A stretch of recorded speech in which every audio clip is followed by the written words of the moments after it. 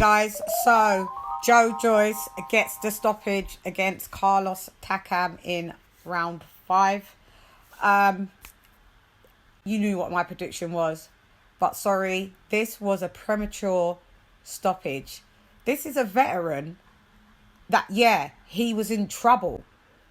Give him either a standard, give Takam a standing 8 count, or let him fall and give him a 10 count.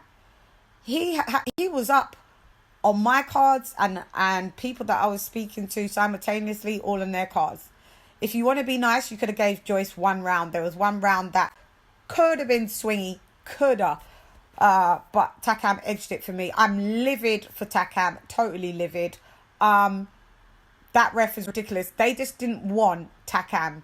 When they saw that Takam had come out to play, well, he didn't come out to play. They thought, as soon as he's in trouble, wave it off. Bombarded Joyce with overhand right, his famous move. Couple overhand lefts. He was having so much success to the body in Joyce. He was body, top, upstairs. Definitely first time seeing Joyce rocked and rumbled. He looked buzzed. He looked buzzed. Yeah. I'm gobsmacked about that premature. Carlos Takam never gets a break. He even got a premature stoppage against AJ, but he was so down on the cards. Okay, he probably wouldn't have won the rest of those championship rounds. Even if he did, he wouldn't have got the win. Joyce does not seem to fare well with shorter fighters. This is what I was saying. Punching down's harder than punching up. With this performance, congratulations to Joyce. Yeah, seeing this performance, Takam's got so much experience, in which you saw the experience. It almost negated Joyce's power. I didn't see Joyce have great defense. At time, my critique was Takam be eating a few of them Joyce jabs, triple J. But Takam has good head movement. In my opinion, Joyce doesn't beat AJ. By the time he gets to fight AJ, it could be anywhere between 18 months to 3 years, because AJ could take 2 voluntaries. He's got a rematch with Usyk. The second fight takes you into 2022. So yeah, he could do 2 voluntaries. His IBF is it IBF voluntary he could do. It was wild to see Joyce was on the back foot quite a lot through that fight. That was totally unfair. Joyce looked, I know Joyce is slow. His hands are faster. When I say fast hands, in comparison to his feet, but he looked very rigid and, very slow. Usyk outboxes him. Anthony Joshua outboxes him. It's as simple as that. If they get to fight, I'd like to see Joe matched up with White. I'd like to see Joe matched up with someone like that's short. I'd like to see Joe match up with Andy Ruiz. I'd like to see any top heavyweight. I'd have to think that is short. Meaning short everyone's short in comparison to Joe, but someone that's like Takam's height. So I would say 6'2" and down. 6 foot and the 6'2" bracket. Deep down, that Joyce probably wouldn't be happy for that win. If I ever get to have him on the show, I will discuss that. Hopefully we're going to get Carlos back on the show. What other pointers did I see?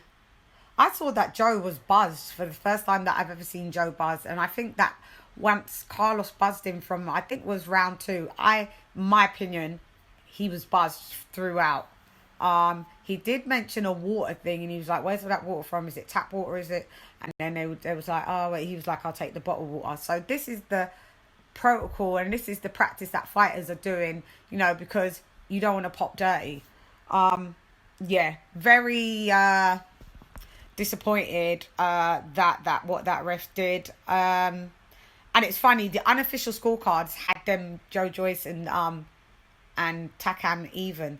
That's how you know you're going to get prepared to be fucked over, because there was nothing even. Congratulations to Joe, the Juggernaut, Joyce. And commiserations to Carlos, the African giant Takam.